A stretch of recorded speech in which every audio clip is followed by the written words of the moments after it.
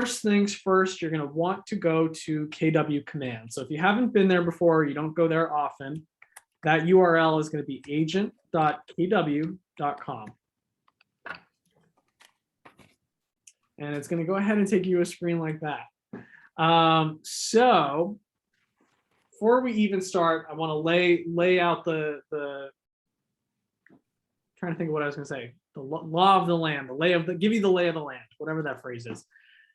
What you're going to do every time you either have, let's say it's a new listing, you're working with a buyer, anything like that, you will have to go into command to start the process. Once you're in there, you will then click a button and that'll take you into DocuSign. Once you get to that point, you're really going to spend most of your time in DocuSign. The only time that you're going to have to come back into command is when all is said and done and you need to submit your documents for compliance, or it's time to get paid and you're going to do your green sheet. That's going to now live in command. So it is a little bit of a step-by-step process. The reasons for that, there are two main reasons that we are doing this. We're switching to DocuSign from .loop, mainly because of security reasons. .loop actually sold some information to Zillow, and of course, we all know how that whole world works. So DocuSign is now going to be a much more secure platform. Having said that, it's also going to bring the compliance side of things kind of into the KW world. So that's really the main reason, is so KW can kind of be able to keep track of the transactions, see how many listings, how many, rentals, things like that, to be able to kind of better, have that information at their fingertips. So again, just to repeat, you're going to log into command, you're going to create a contact, you're going to put that contact on an opportunity. Once you are in that opportunity, you're going to click a button that says start a transaction, which is going to take you over into DocuSign. And then from there, you're going to spend most of your time in DocuSign. When you need to submit those documents for compliance, or you need to do your green sheet or anything like that, you will come back into command. I'm not going to teach that portion today. That's what I'm going to focus on for the month of December to get people really comfortable with that process. So without further ado, let me log in. Let's get started. So I'm going to just type in my credentials.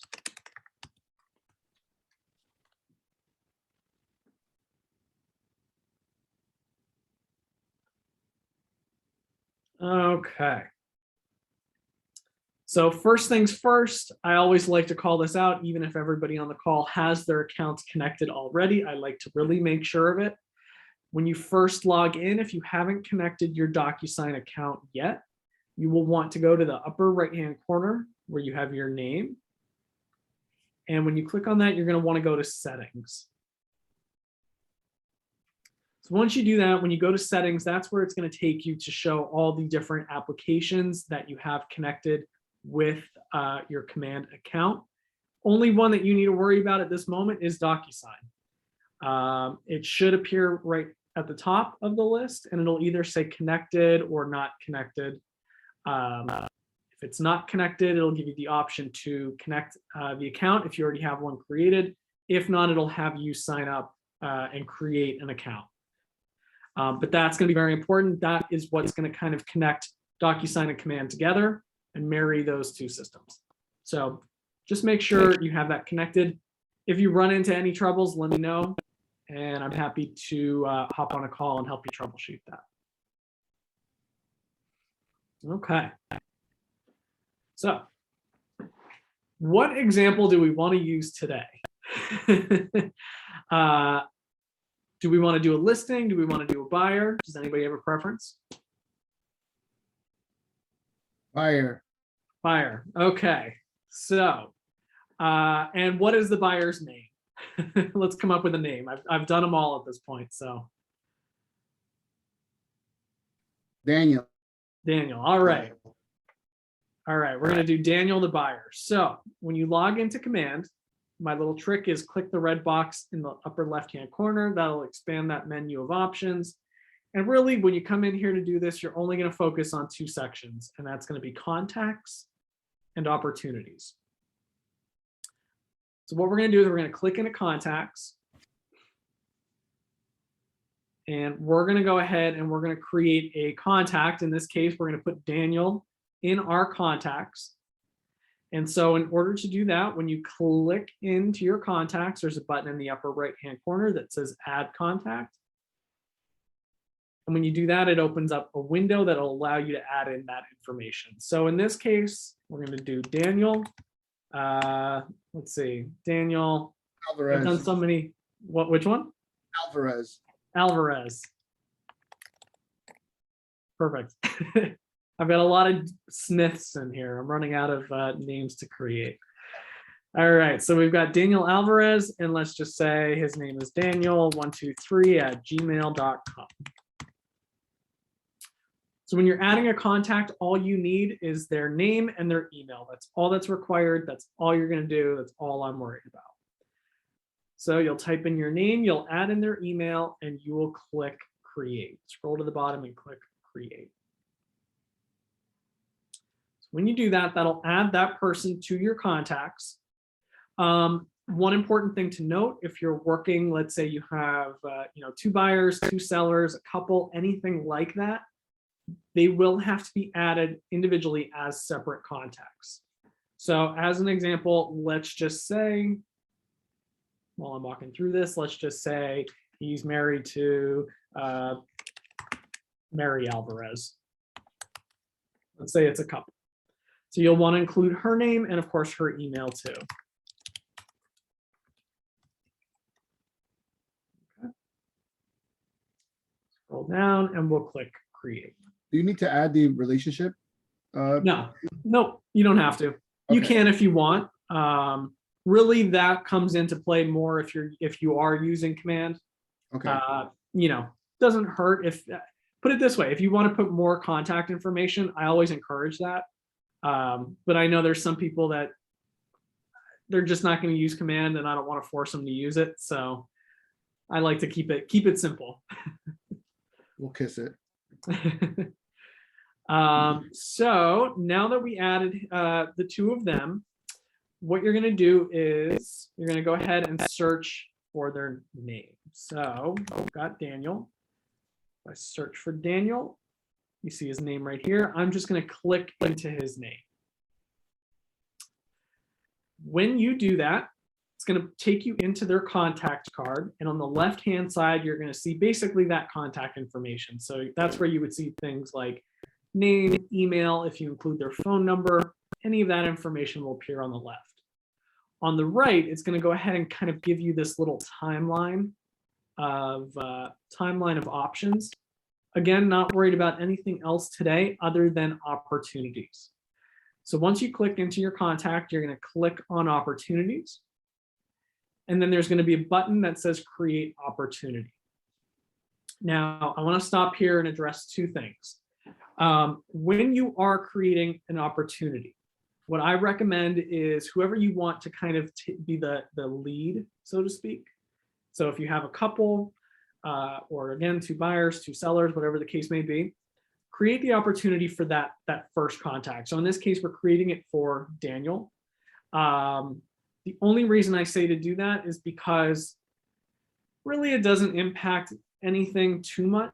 The only time that will come into play is when you get to the point of, let's use this as an example. Let's say you're doing let's say you're creating a listing opportunity. Because of that, you're going to send your client probably the seller's disclosure form. When you get to that point in DocuSign, the system will automatically have the first person that you put in fill out that seller's disclosure form. That's really just the one example that I have. Most of the other forms doesn't really matter who you put where. It's going to let them fill out what they need to fill out. But I have noticed that at least for the seller's disclosure, where it is one of those forms that they will have the option to fill out, DocuSign recognizes that and kind of reverts it to the first person that you list. So again, that's just why we're going to go ahead. We're going to use Daniel as the example. Let's just say he's going to be the main one filling out that form. And there was one other point that I wanted to make that, and I completely forgot. Hey, Sam, can you just repeat that one more time as far as why making someone like the primary, what was the main reason for that? Yeah, so really, there's not going to be too much of a difference. The only time that I've noticed that it's kind of come into play where it does matter is if you do something like if you're filling out the paperwork for a new listing and you need to send your client the seller's disclosure form. DocuSign has that form formatted, so whoever you list as the first person, or in this case, whoever we kind of create the opportunity with, it'll have that person fill out the seller's disclosure. It'll still allow both parties, both buyers, both sellers, whatever the case may be, sign it, initial it, do things like that. But the form itself is formatted, so whoever you have as that first person will be able to fill out that form. That's really just the one instance where this comes into play. Got it. Yeah, and it's super minor. Sam, it's Cindy. Can I ask you a question about that? Yeah. Don't both the sellers have to sign the seller disclosure as well, even if primarily one is filling it out? Does it Yeah. require those signatures? Yeah. And they'll both have the ability to sign. It's just in this case, whoever you list, like if we have a husband and a wife in this case, if the husband is the first one listed when you're creating the opportunity, it'll just show him as, seller 1, and it'll show the wife as seller 2. Seller 1 will have the ability to fill out that form. Seller 2 will still be able to initial and sign and all of that as well, but it'll just allow one person to fill it out. Okay, If that thanks. makes sense. Yeah. And actually, this is a good example. I can actually show that when we get to it. I understand now. Mhm. The fill out part. Yep. One of those little things that as I've done more classes, that's something I've kind of picked up on. So I like to throw that in there. And I did also remember one other point that I wanted to make.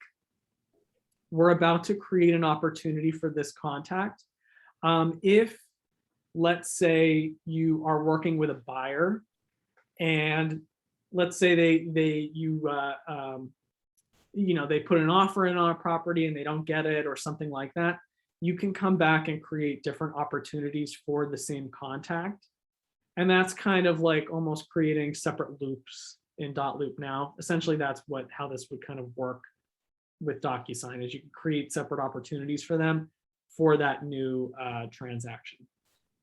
Sam, I just have one quick question. Mhm. So Yeah. I know that we're able to fill out some of the fields Mhm. prior to sending to the buyer or seller. Or, Mhm. Yeah. Let me just stick with buyers, just so I don't get confused. Mhm. Are we still going to be able to have that opportunity to do that with DocuSign? When we fill Yeah. out some fields or check marks and then send it to them. Yep. We'll get to that. We'll get to that as soon as we get into DocuSign. That's one of the steps. Yep, and it's super easy. Okay, good. Yeah. All right, so let's get ready. Let's get ready to head into DocuSign here. We added the contact. We're in the contact card. We clicked on opportunities, and now we're going to click right here where it says create opportunity. So when you do this, it's going to pull up this opportunities card right here. And anything with a red asterisk is all that's required. So anything with a red asterisk is what we're going to cover here right now. Market Center, that'll always revert to our office. Team, this won't apply to anybody who's not on a team, so that will be grayed out. If you are part of a team, it'll allow you to select the team. That is a slightly different process, so I'm not going to cover that here at the moment. Next, we're going to select opportunity type. And kind of as I've been saying, between listing, buyer, tenant, landlord, those sort of things, it'll allow you to select one of these opportunity types. So I think in this case today, we said we were going to do a buyer. Let's do a listing so I can show you guys the seller's disclosure and kind of what I was talking about with that. So we'll say this is a listing. In this case, the owner name, that will always be you. Client, so because we created this opportunity for Daniel, he's listed as the first. But you'll see right next to that, you can list again, either a co-buyer, co-seller, co-tenant, whatever the case may be. So in this case, if we wanted to include Mary, which I had included earlier, you can just type in that name and click her name in here. Below that, we have opportunity name. that will always revert to the person's name, in this case, the client's name, and then whatever opportunity type it is. So in this case, we have Daniel Alvarez listing. You can change this however you would like. If you have a certain format and way of things that you prefer, feel free to change this. Only you will see it. So it's completely up to you and just how you want to keep things organized. The next few we're not going to need, so I'm not going to cover them. There's custom tags, estimated close date, and estimated listing price. Not required. Don't worry about including them. The last three you will include. So commission rate, I usually just drop in that 2.5%. If for any reason that changes at any point in the future, you can always change that later. Opportunity phase and opportunity stage. So essentially these two options here at the bottom come into play a little more for folks who are really using command at a high level. But if you're getting to this point, you're coming in and you're filling out the paperwork and that's your goal. My rule of thumb, when you select opportunity phase, it's going to allow you to select cultivate, appointment, or active. I usually say just select active. You're here now filling out that paperwork, so chances are it's pretty active. And then opportunity stage, that'll allow you to select, okay, let's do that real quick. Allow you to select staging, showing, or negotiations. And again, same thing, if you're getting to this point, just select negotiations. Again, you're at the point where you're accessing the paperwork. You're kind of full speed ahead. And that's all you need. Again, not worried about anything that doesn't have an asterisk. So now that we filled this out, we're going to go ahead and we're going to click create. So as soon as you do that, it's now going to show under, in this case, Daniel's opportunities, that he has an opportunity right here. And what we're going to do is we're going to go ahead and click on that opportunity. And that's now going to take us out of contacts and into the opportunities section. Any questions so far? Nope. Okay, awesome. So now that we are into opportunities, it's going to take you to a screen that looks a little bit like this. And what that will do is, let me just kind of shrink this box here. Okay. So that's going to take you to a screen that looks like this. And in all honesty, again, I really am kind of trying to just boil this down to the most important sections for you guys, at least for now. We're going to spend most of our time in documents and offers and commissions. You'll see there is a section for details. If you would like, you can fill out any other detail and information here. You don't really have to at the moment. Whatever you fill out in DocuSign will actually automatically feed into Command. So they both work with each other. If you were to fill out this section now, it would feed into Command, or sorry, it would feed into DocuSign. Or when you're in DocuSign, it'll feed into Command. So again, it's just up to preference. Seller profile, you're really not going to use too much. Notes, again, allows you to just kind of take notes and keep track of things going on with this transaction.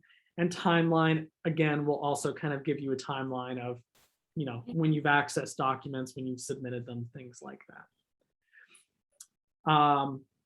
Just while I'm here at the top, you'll see it will show the contacts associated with this opportunities. And one cool feature may not always come into play, but when you go ahead and create an opportunity for a listing, you can actually select from listings. Doesn't really always come into play because, again, you might be coming into here to, you know, fill out the paperwork to activate a listing. So that listing may not be active yet. But one cool thing that you can do is you can select that listing when it is active, and it'll feed in some additional property information. So that is a special feature that I like to call out when you do a listing.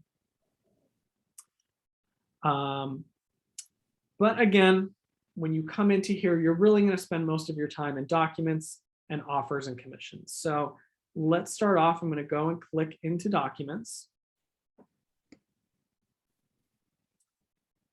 And once you're in here, really, all you're going to do is click start a transaction, and that's going to take you over into DocuSign.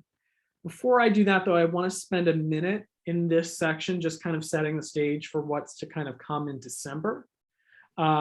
When you come into the document section, this is of course how you will start the transaction to go into DocuSign.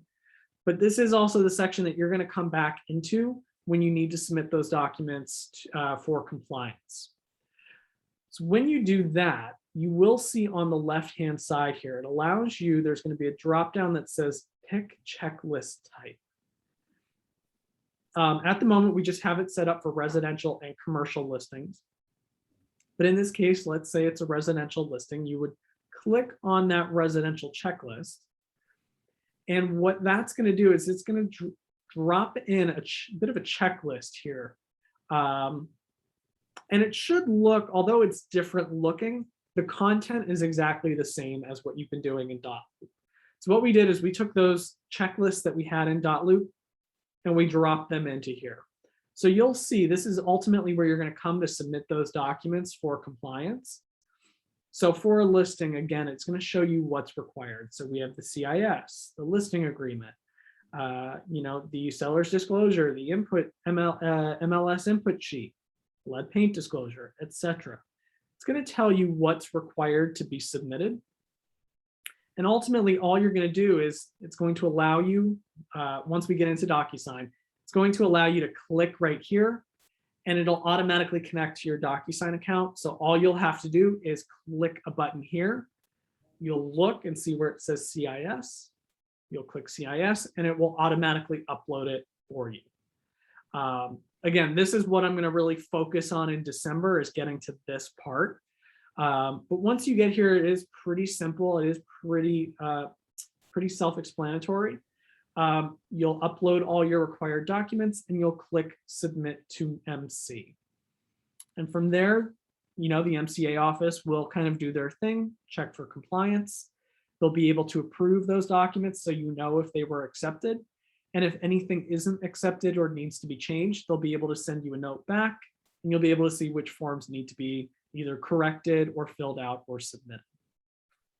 Again, big focus for December, but I wanted to kind of explain that to you guys now while we're in here. One other point, I'm not going to click into it now, but just note that in this offers and commissions section, when it comes time to do a green sheet, as you guys have been doing, you will actually go into this offers and commissions section and you will sort of fill out the green sheet through there.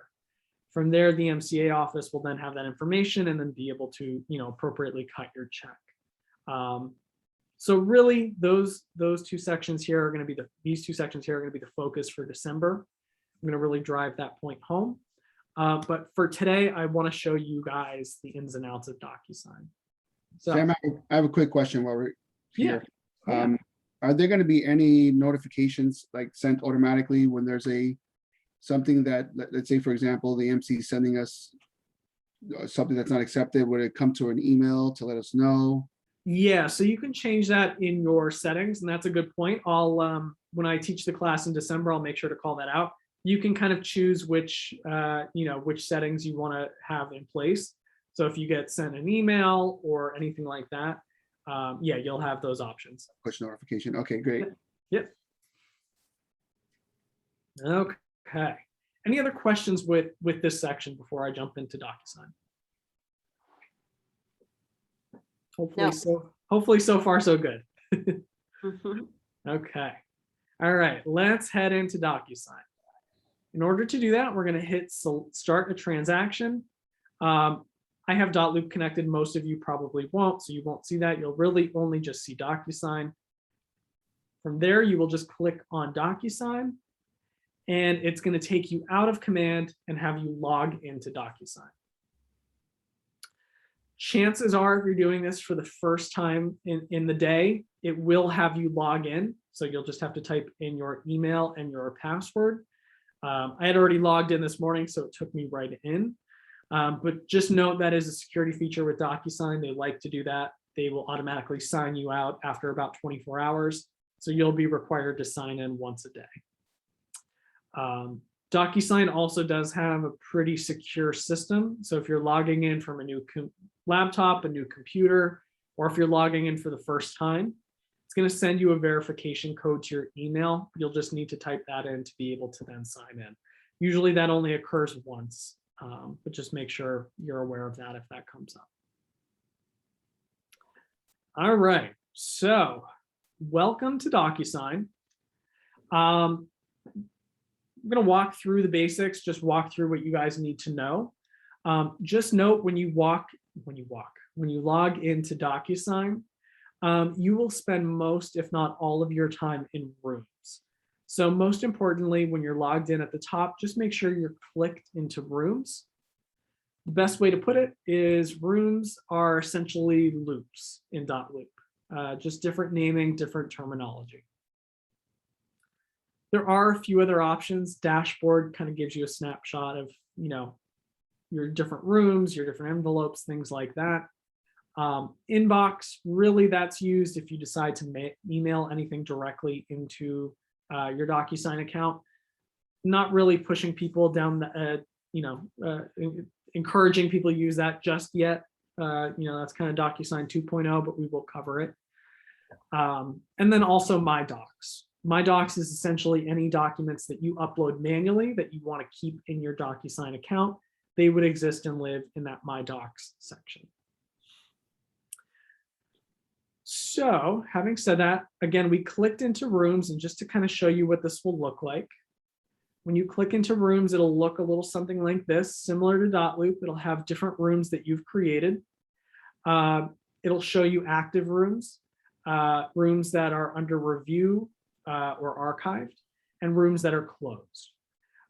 So in this case, we have here our room for Daniel Alvarez listing. So I'm going to click into that so you guys can see.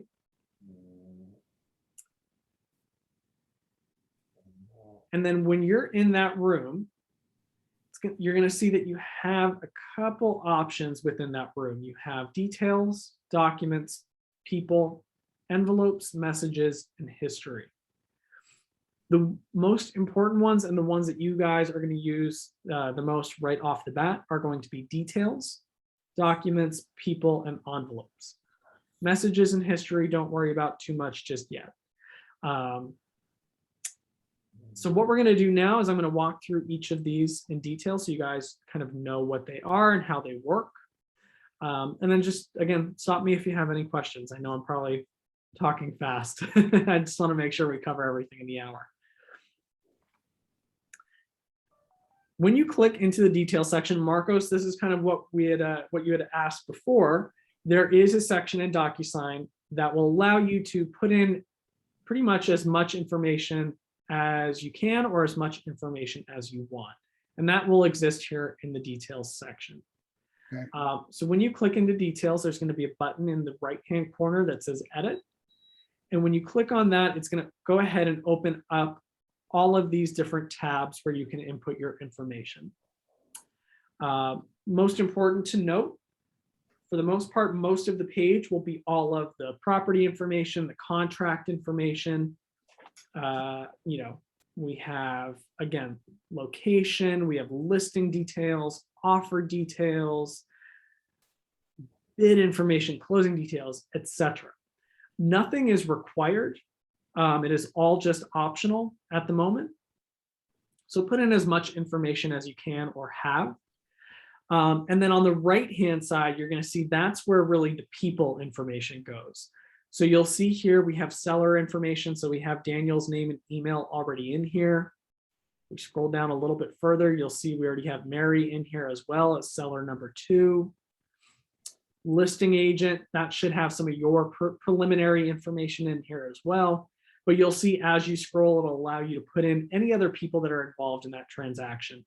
Buyers, listing agents, buyer's agent, etc. So I usually recommend fill out as much of this as you can. And for the purposes of today, I'm going to fill it in a little bit of placeholder information so we can see how it'll feed through on the contract and in some of that paperwork.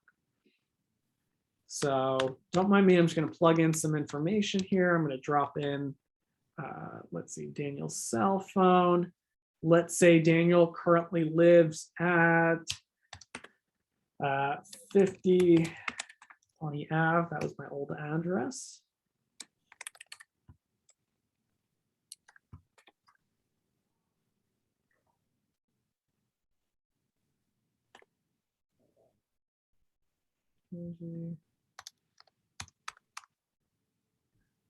Again, just dropping that in.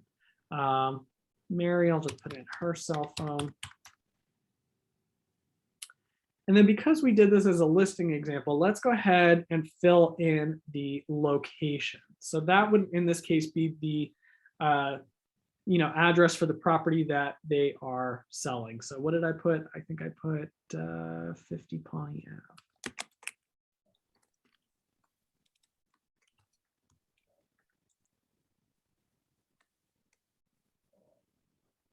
County, I think that is Morris.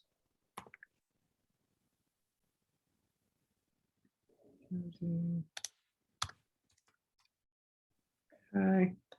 So again, you can select, property type. So in this case, let's say it is a slightly different terminology once you're in here, but essentially a lot of people deal with residential. So in this case, you can do a residential attached or detached. That's completely fine.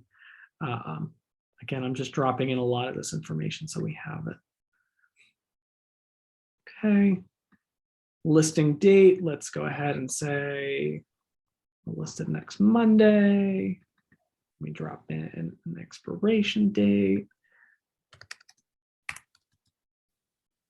Okay.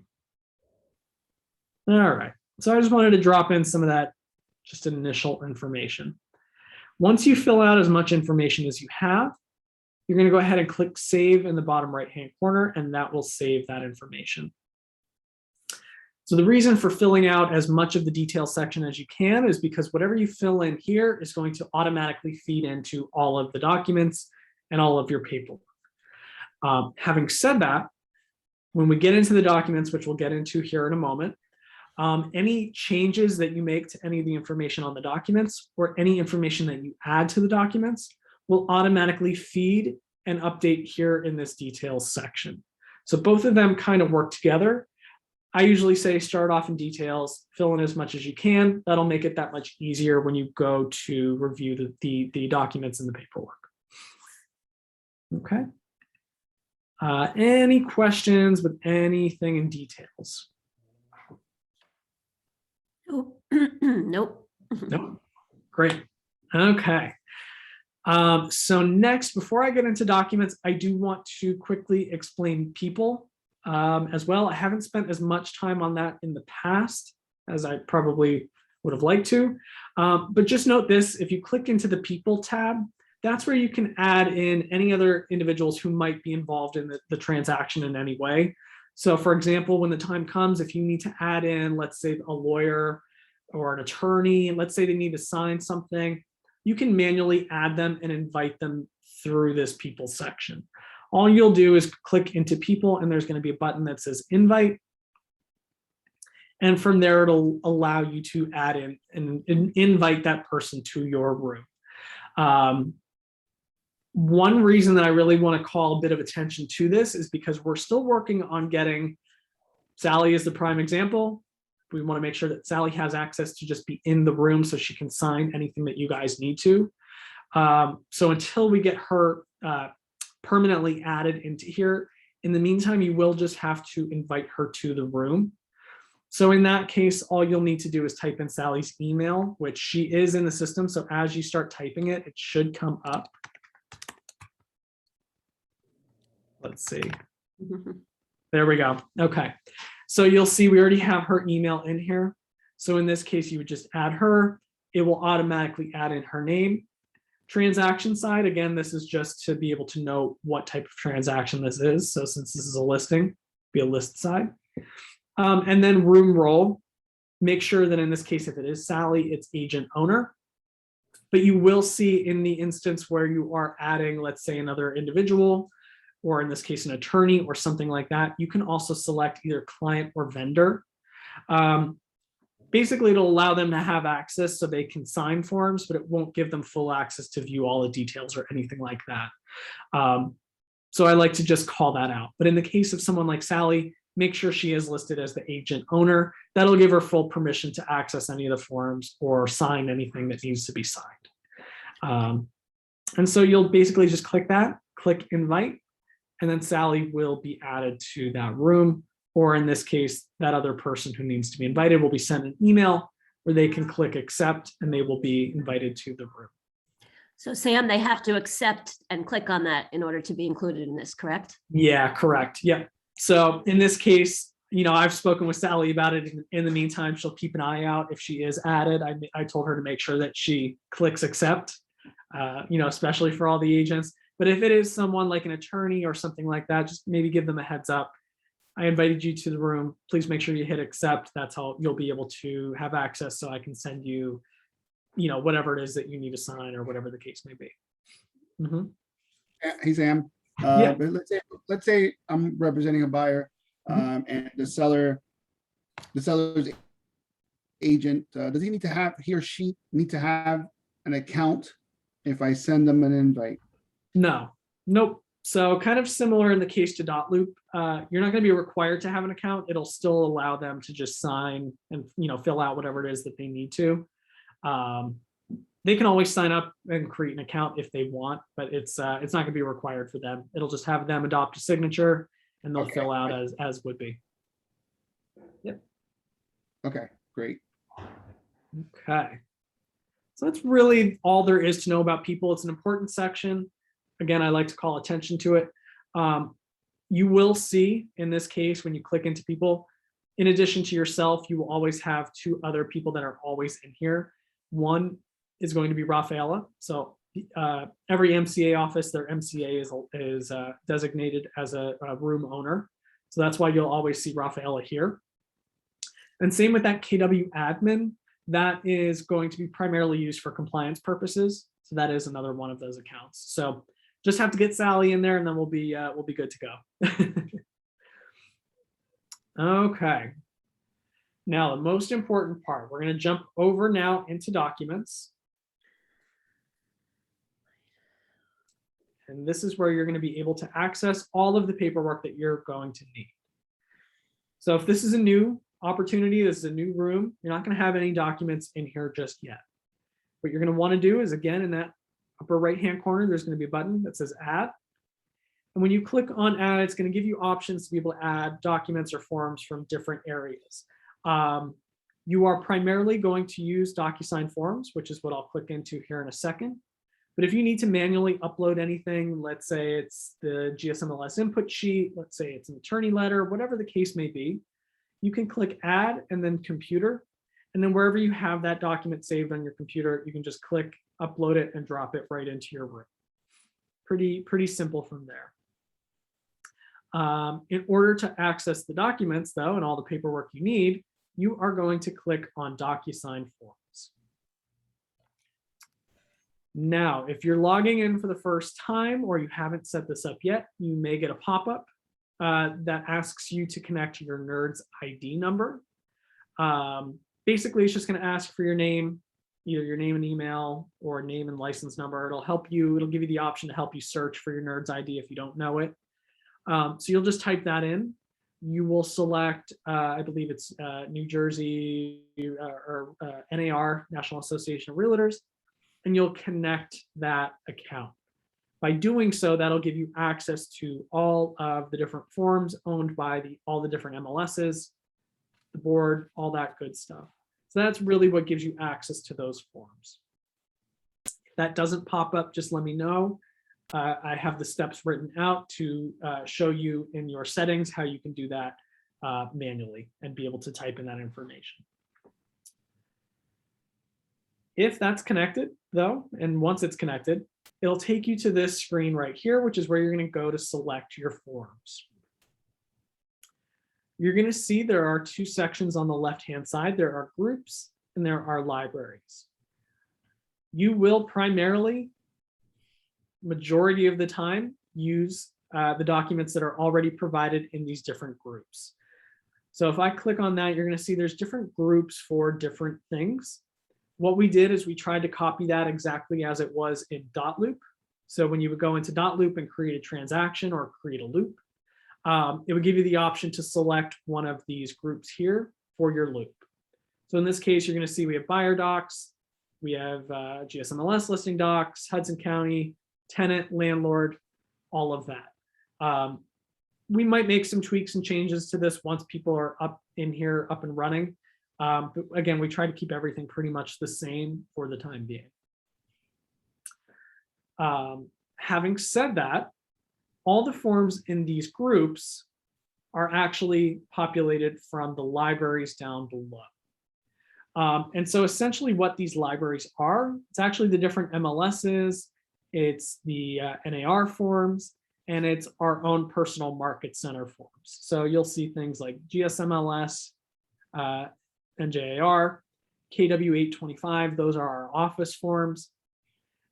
And so just to show you real quick, essentially, if you click into that, those are all the forms that are provided by those separate, those separate MLSs or those separate groups. So NAR is all the NAR forms, GSMLS, all the GSMLS forms, KW825, all of our personal office forms. To make it easy for you guys, though, what we did is we went ahead and dropped in all of those different forms that you're going to need into the groups. So in this case, since we're doing a listing example, let's say it's going to GSMLS listing. By clicking into that group, it already has all those forms that you're going to need. And you'll actually see some of them are labeled required, just to again help you, show you what is required, to be able to successfully do the transaction. What we also did, though, for all of these groups, you're going to see if you scroll down, there are going to be some forms that aren't required. Those are going to be any of those kind of additional forms that you may need at some point. So, if I keep scrolling, you're going to see that we've got the addendums in here for, private short sale, private well testing, underground fuel tank, things like that.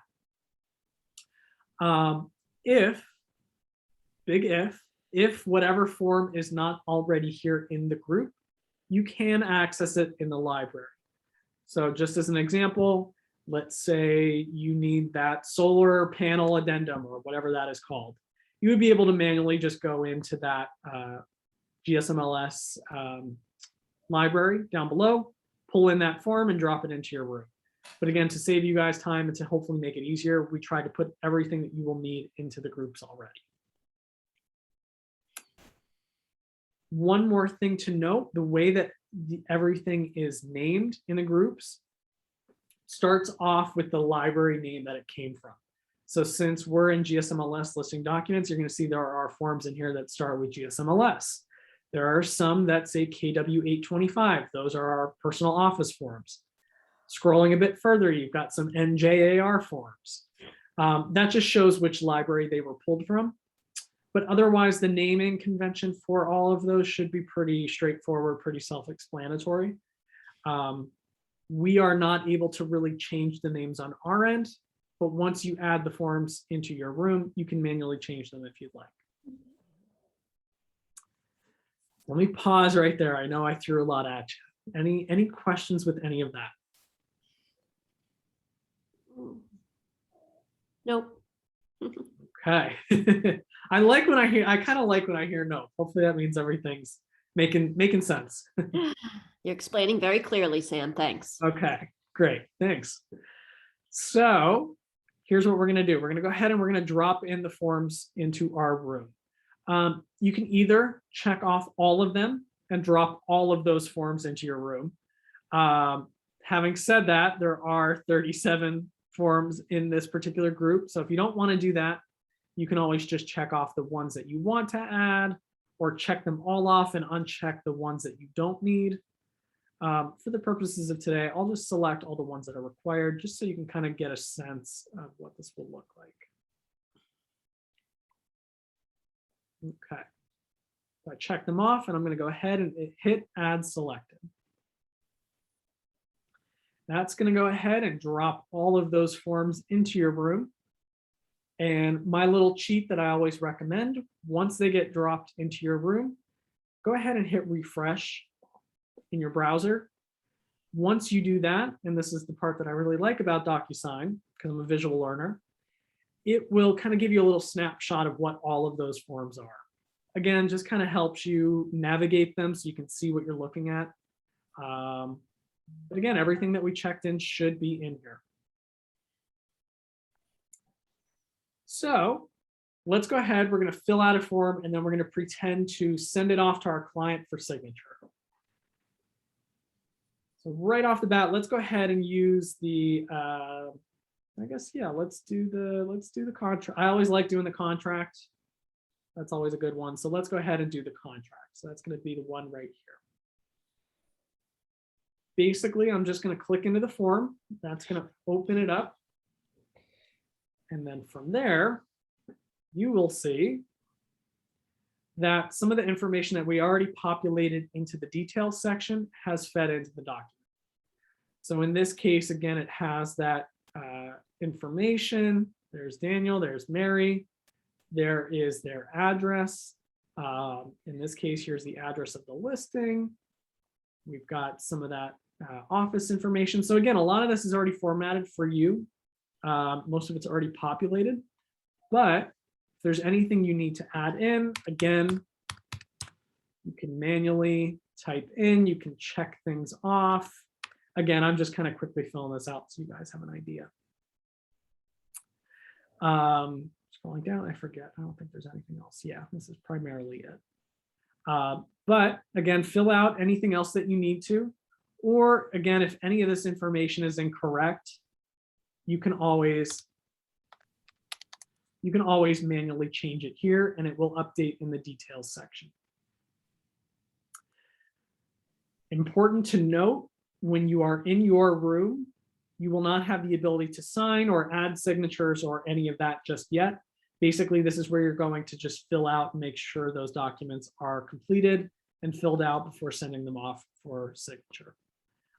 If for some reason you need to manually add something here, let's say you need to put in let's say another text box or include another line with additional information, you won't do that here just yet. You will do that in the last step before you send it off for signature.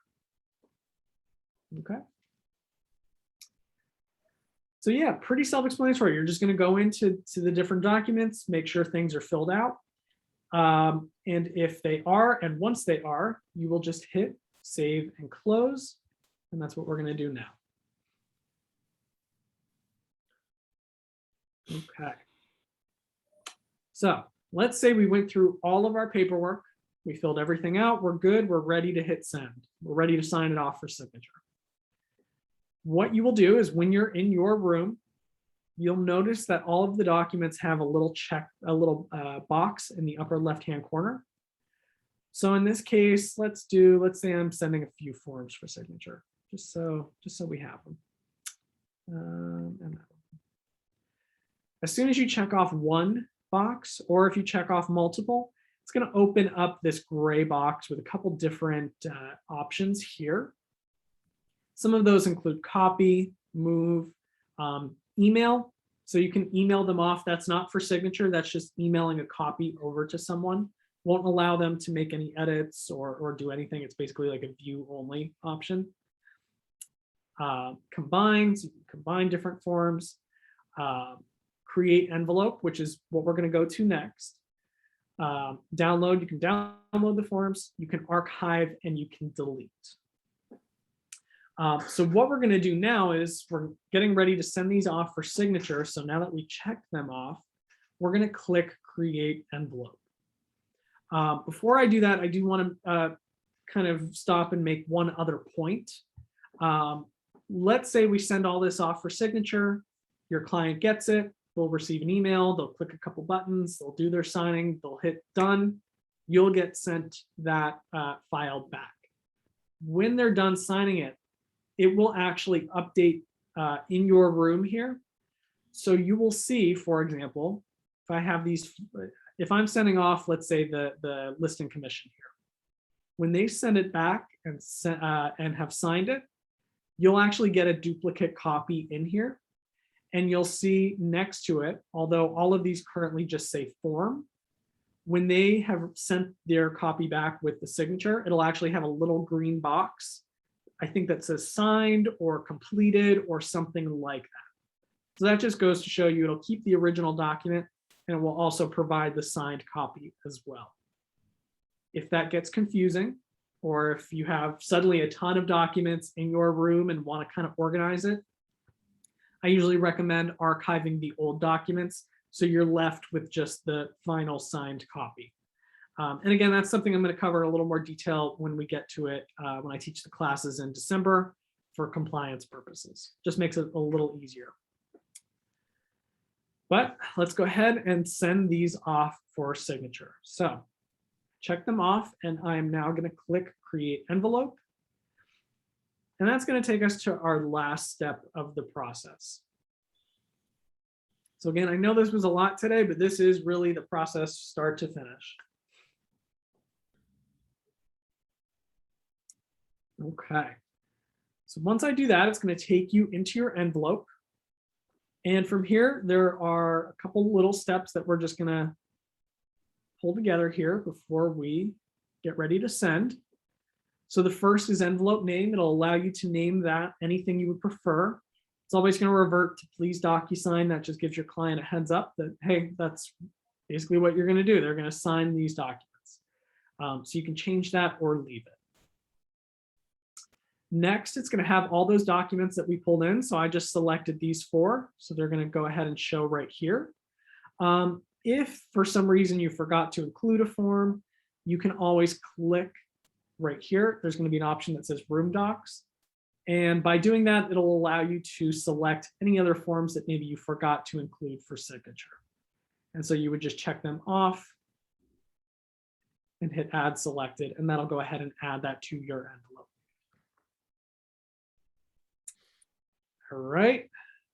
Step 3, this is probably the most important one. Add recipients to the envelope. So what you're going to do is you're going to click add recipient, and you're going to see this gives you 3 options: pre-tagged roles, room participants, and email address.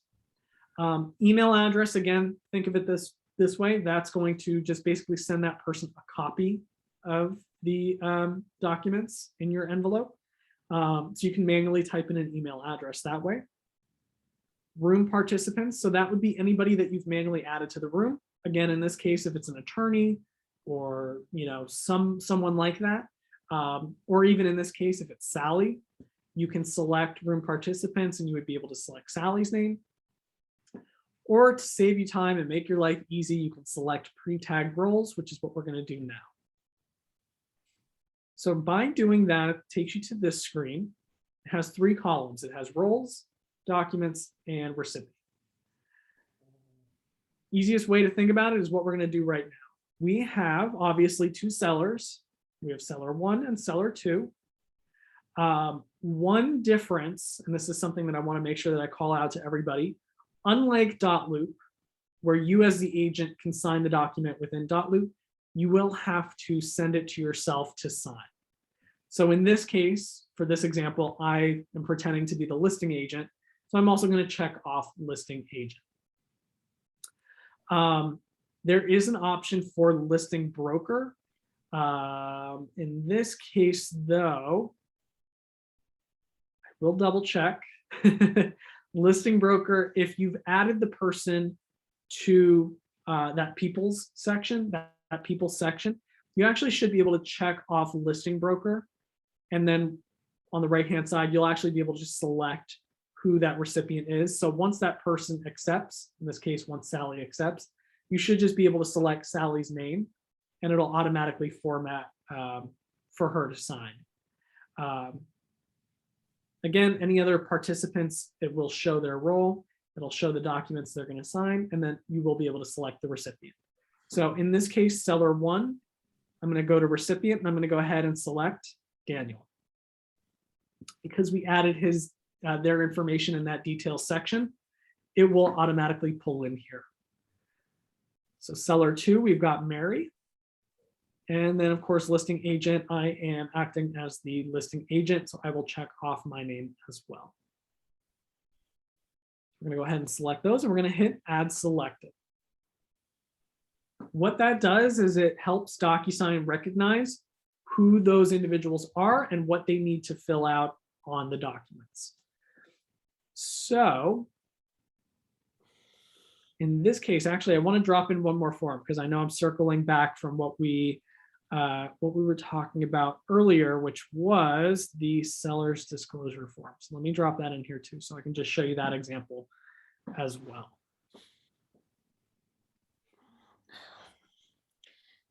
Okay.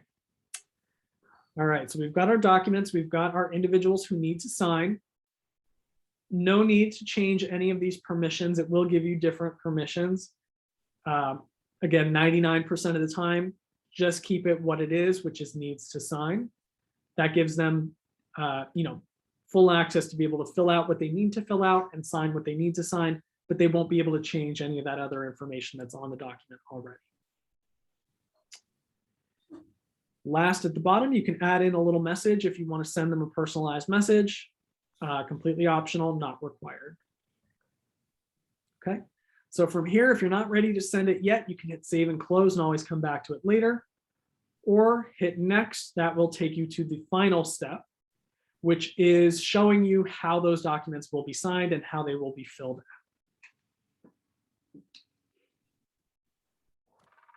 out. Okay, so once we're in here, you'll see that it's going to automatically start pulling in all of those documents. It's going to, from here, you'll see it has all that information filled out that we already filled out, anything that we populated. But here's the cool part. If we scroll down, you'll see that it already has those documents formatted for those individuals to sign and date. So if I keep scrolling, I forget what else I dropped in here, but again, anywhere else that they need to sign. Okay, so we've got, our RESPA forms in here. Which one was this one? What was this?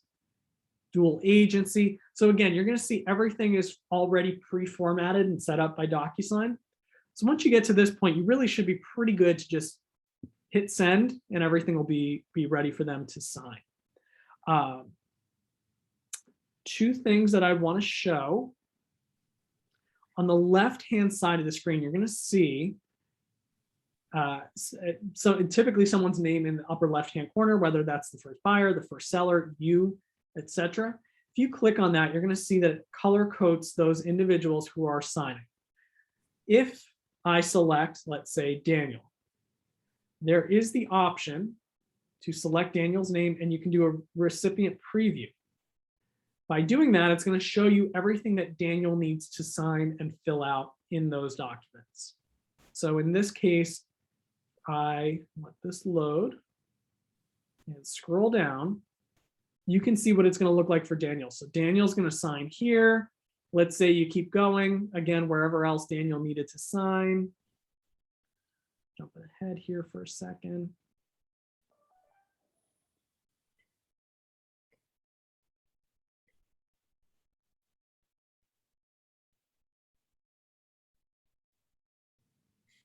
There it goes.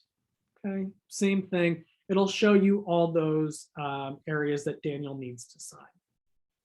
If, let's say, Daniel needs to sign somewhere else or initial somewhere else, or maybe you need him to complete some information somewhere on the document.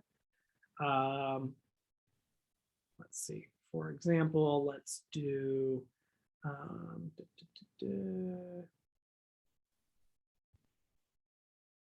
don't know, let's say here on the RESPA, let's just say you need Daniel to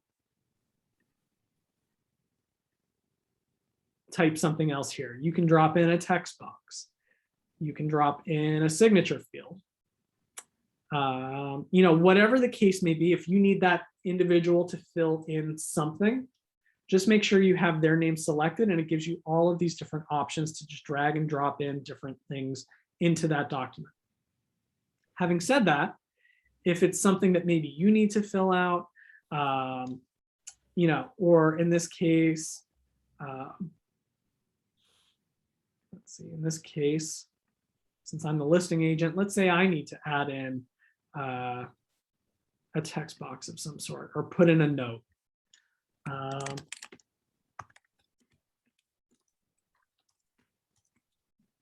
Something like that. Whatever you need to do, if you need to change anything, add anything, drop in a text box, add in a signature field. I tend to find this is a bit easier to use, a little more user-friendly than Dotloop, but it works the same way it would work in Dotloop. You have the option to drop in all of these different, again, text boxes, signatures, etc. Last thing that I want to show, and then I think we're pretty good for today. As I mentioned with that seller's disclosure form, it's always going to revert to the first, in this case, seller. So under Daniel's name, if I scroll down to the seller's disclosure, which I know I dropped in here, you're going to see that it's already formatted. But if I do recipient preview, it's already formatted and it will only allow Daniel to fill that out. I know it's a little bit buried here. Down. Okay. So yeah, you'll see it gives Daniel the option to fill all of this out. But again, just to confirm, you're not going to see it on here, but it will allow both individuals. If I scroll to the bottom. Okay. It'll show, and it'll show the spots where Daniel or Mary or whoever needs to sign and date. But again, for the purposes of filling it out, only the person first listed will be able to fill that out. And then from there, you're just going to hit send in the upper right-hand corner. It's going to go off. Your client will receive an email. We'll say, please DocuSign. They'll click a button. They'll fill it out, hit done, and you'll be sent back the signed copy. And that is pretty much that full process. Any questions with this last step? I know there's a lot of different options here. I don't have a question with the last step, Sam, but for the overall transition process, if we opened up something in Dotloop and started that, are we going to have to reopen it in DocuSign now, or? No. So what you'll be able to do in that case, wherever you're at, because I know that's going to happen. Yeah. We're still going to be doing DocuSign, or sorry, Dotloop until the end of December. So we'll still be doing it for compliance and that sort of thing.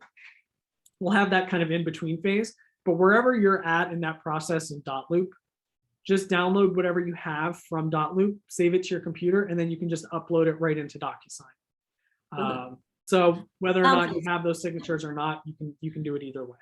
Okay. So till the end of December, that's the die-hard date, December 31st for Dotloop? Yeah. Are you laughing? It actually, it is, but we're going to really try and push people to switch to DocuSign in December, but I know there's going to be people December 31st that are still going into Dotloop. So yeah, it's crazy with the holiday month and everything. Sure. Yeah. Okay. Yeah. That was a lot of information today. Thank you very much. No problem. And like I said, this is the same, what I did here, it's the same process, time in and time out. So it really only gets quicker as you do it. Okay. And then the last point is just going to be the compliance side of things, which again, will probably be like a half-hour class that I'll teach multiple times in December. It's not terribly hard once you've gone through all this. So. All right. Thanks again. Have a good day, Sam. Yeah, you too. You too. Okay. Bye-bye. Bye. And Chris, if you have any questions, just reach out and take it from there. Thanks, Sam. Appreciate it. No problem. I'll That was catch you great. later. Have a good Bye, one. Chris. Take Bye, care. Chris. Bye, Cindy. Bye. Bye.